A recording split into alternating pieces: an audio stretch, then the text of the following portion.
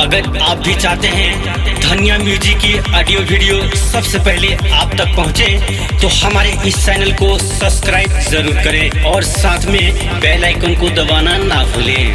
बोला बोला छठी मैया की।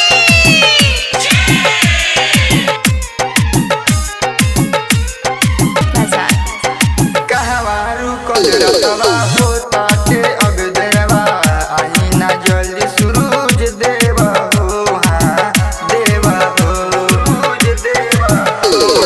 कहवारू कलरतवा होता के अब देवा आई ना जल्दी सूरज देवा हो, हाँ देवा हो।